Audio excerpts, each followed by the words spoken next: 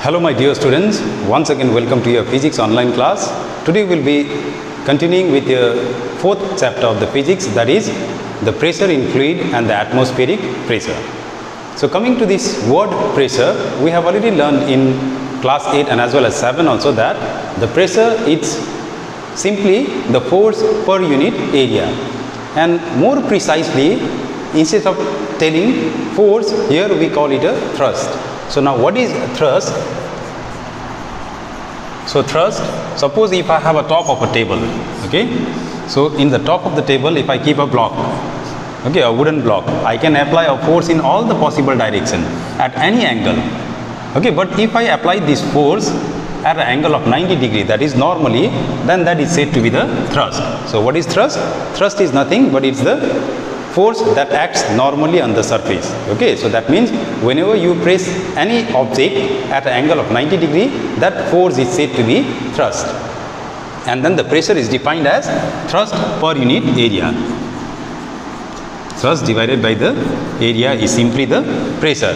Thrust here it also means that is the force.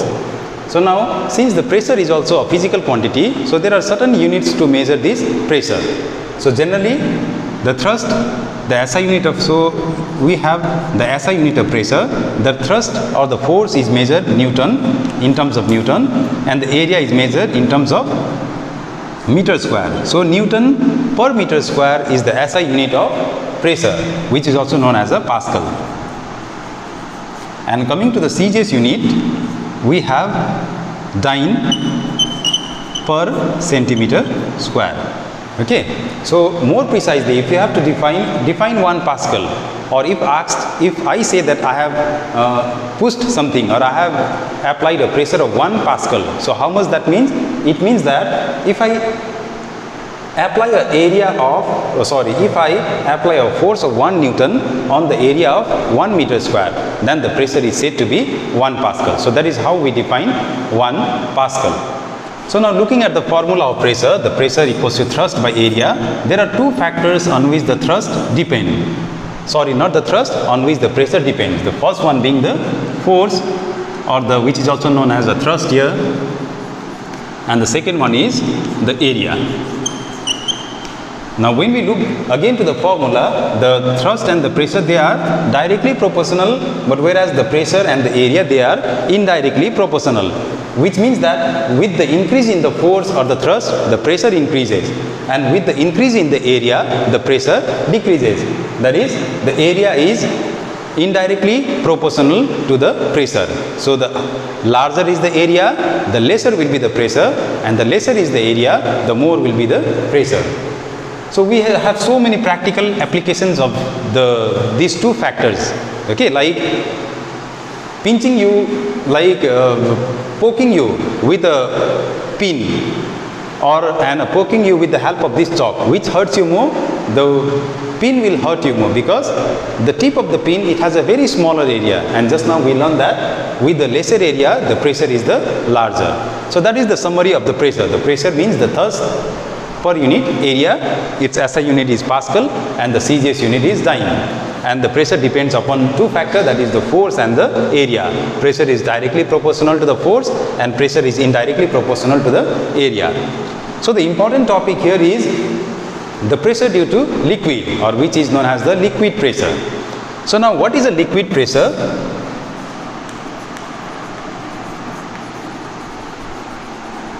Okay, so we have a liquid pressure. So the liquid pressure here means that, suppose if you have a swimming pool which is completely covered with the water, and then somehow you go inside the swimming pool, okay, so it is as if like you are compressed, or you are carrying liquid on top of you, okay. So thus this liquid will exert pressure on our body from all the direction.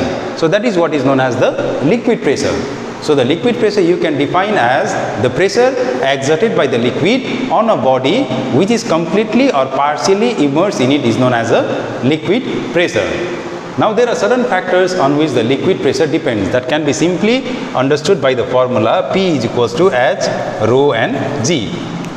So this expression tells us that the liquid pressure depends upon the three factors. That is, the H here represents the depth. Okay, so the deeper you go, the greater will be the pressure. And rho represents the density of the liquid. The higher is the density, the more will be the liquid pressure. And the G represents the acceleration due to gravity. And all of them, they are directly proportional. The pressure is directly proportional to the depth, directly proportional to the density of a liquid, and directly proportional to the acceleration due to gravity. So now here the important thing is to derive the expression for the liquid pressure. That means the question will come as derive the expression for the liquid pressure. So you need to prove that the pressure at the depth H of by the liquid whose density is rho is equals to H, rho and G. So for that, so to derive the expression P is equals to H, rho, G, I consider a cylindrical liquid inside a vessel. Okay, so I consider a cylindrical liquid whose height is H and the cross sectional area is A, and the density of the liquid is rho. Okay, so at a point X, the weight of whatever the force, the weight of this liquid column will exert at the point X divided by the cross sectional area will give us the pressure exerted by the liquid at a point X. So we have the thrust will be equals to the weight of the liquid, weight of liquid column, or simply the weight of the liquid. Okay, so after that, the weight, we know that the weight is simply the force equals to mass into acceleration. Okay, so I'll write this one as which is equals to mass of the liquid into A. I can replace it with the acceleration due to gravity, G. Now again, we don't know what is the mass of the liquid. So what will I do? We have the formula density equals to mass by volume. So therefore, the mass will be equals to the density into volume. So I'll replace this mass with the density into volume into G. Now again, what is this V? V is the volume of this cylinder. We also know that the volume of the cylinder is equals to the height of the cylinder into its cross-sectional area. So it will be equals to rho into H into A into G. Okay. So now finally I have the formula pressure is equals to thrust divided by the area. So thrust here is the weight of the liquid and A is the cross sectional area of the cylinder of a liquid that I have considered. So it will be equals to rho into H into A into G divided by A. So A get cancels. So finally I have that expression P is equals to H, rho and G. So students, this is how we derive the expression for the liquid pressure. Okay, so there are some of the laws of the liquid pressure which tells us that the pressure of the liquid or the liquid pressure increases with the depth, the liquid pressure increases with the density, the liquid seeks its own level and many more. So which you can better learn it from your book. Okay, so the now next important topic is the Pascal's law.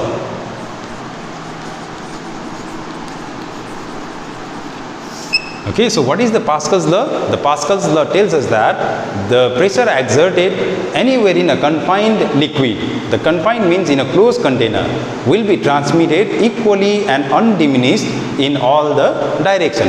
So let us try to understand this with the help of one diagram. Okay, so I consider like this kind of vessel. Okay, so which I have fitted with a piston. So you understand what is a piston? Piston means just like a pump. Okay, you used to pump in a bicycle. And this is completely filled with a liquid, certain kind of liquid. So now when a pressure is exerted on the piston, okay, so on top of this piston, this pressure will be transmitted throughout the liquid, that also undiminished. Okay, so whatever the pressure acts here, this pressure will be distributed throughout the walls of the container. To prove that, we can simply make few holes in the container, and you will observe that when the piston is being pressed inward, the liquid spills out through all of these holes. Okay, so that is what is meant by the Pascal's law. So the Pascal's law tells us that the pressure exerted anywhere in a confined liquid is transmitted equally and undiminished in all the directions. There are many applications of the Pascal's law, like the Pascal's law is applied in the case of hydraulic press, the hydraulic jacks and many more, so which you may learn from your book. So in the next class, we'll be learning about the atmospheric pressure. Thank you.